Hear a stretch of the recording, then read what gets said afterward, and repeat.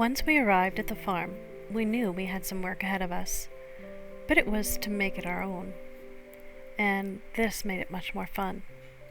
It was also a place for friends and family. It was about community. Our homestead would have fruits and vegetables, a greenhouse, garden, and possibly some chickens. We would work to being as self-sufficient as possible. Now those chickens would be for eggs only. When I first arrived and we had no electric, heat, or access to the outside world, it was a time for us to reflect and go inward. Our world is troubled, and instead of dwelling too much on its problems, we wanted to be solution-based, actually taking action and being part of a new earth, one that is community-based. The inside of the home was basically a shell.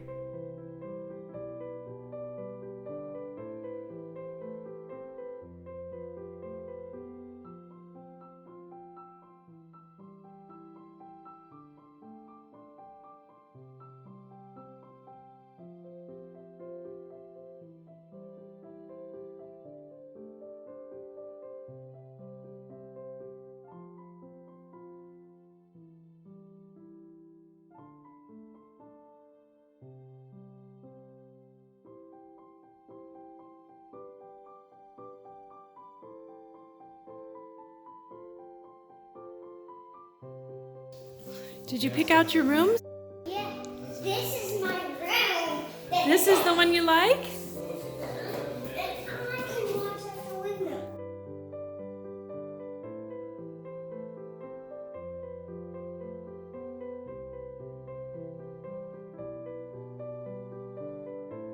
It had a countertop with a sink. The bathroom was very small and basic.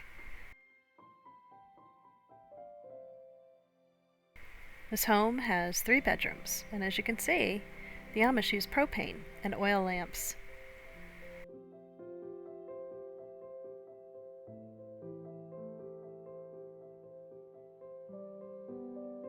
It was still winter, and the first night was cold. We sent our child to stay with some friends close by.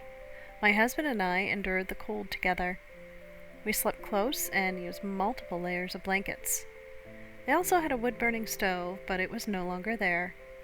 We discussed heating in the winter and decided that we would also get a wood-burning stove.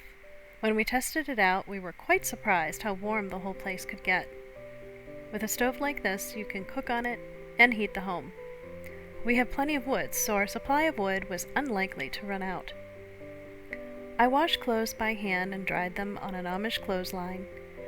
We did not have hot water at first, so baths were out, and quick showers from pans with heated water were the only way to go. Once we got the hot water hooked up from the propane tank, we were able to take hot showers. We figured we would use the rest of the tank and then have them come and get it. We began with the basics. When we removed the metal from the walls, there was no wiring. We had an electric hot water tank installed. We had the house wired for electric. After purchasing the home, we found out that this was something the county required, the wiring in the walls, but the previous family had not done it. First, we had the outside electric done and the wall of the kitchen. We also purchased some unfinished cabinets to save on money, and we're using plywood as countertops for now. We purchased major appliances and a garbage disposal. From there, we could use extension cords for other things.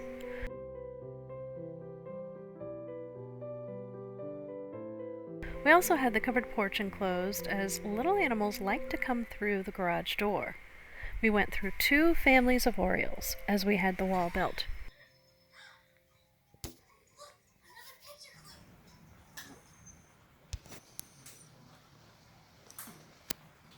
Soon the babies emerged.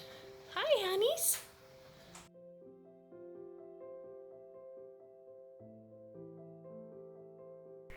The driveway was also a bit steep.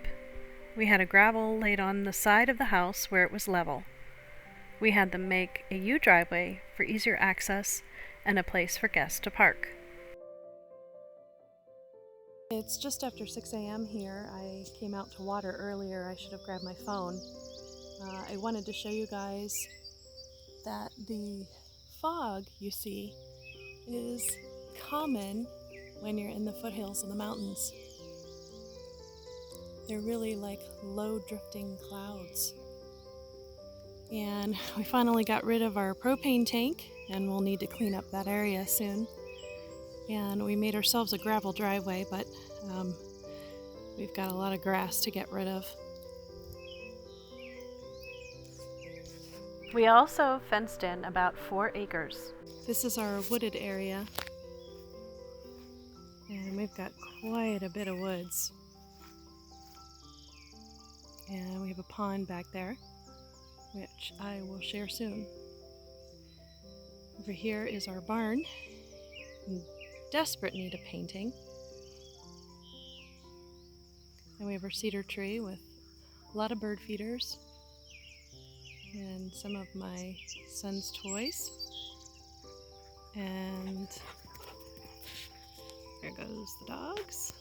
We have a little outbuilding here, which I plan to transform. I'm just not sure how yet.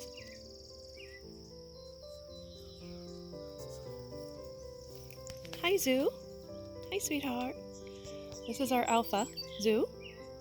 Zeus, actually. We call him Zoo for short, and sometimes I call him Zeus Goose.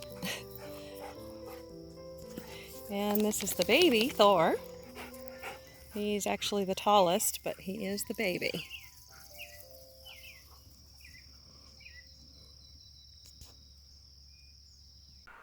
Our barn really needed some attention. It needed painted, but it also needed cleaned up. We had asked the seller and the agent to make sure the property was cleaned up for us. They neglected to do this, which meant a lot more work for us. The barn needed mucking out, and they dumped a huge pile of garbage behind the barn.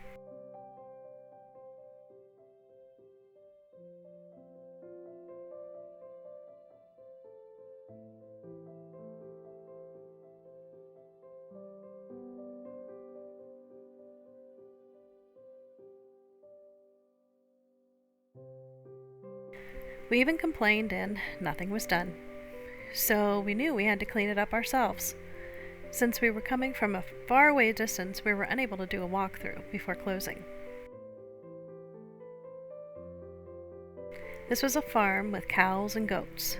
We would be converting it to an orchard with a greenhouse. We began with getting the bathroom and kitchen in order. We ordered the bathtub shower combo and a new sink so we would have room for the family.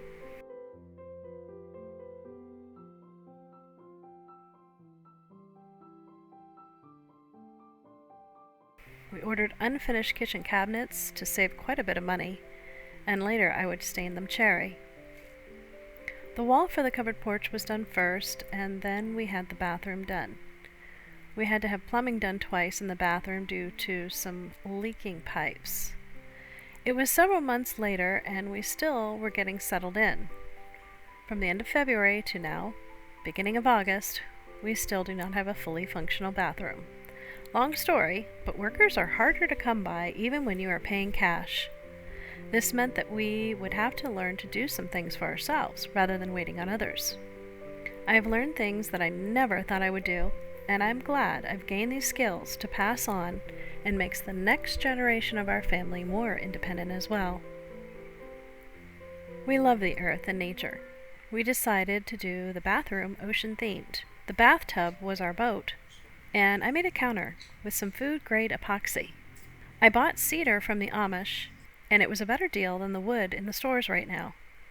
I also found a local Amish store that had boxes of miscellaneous cedar wood pieces, and would use that to make shelves in the bathroom.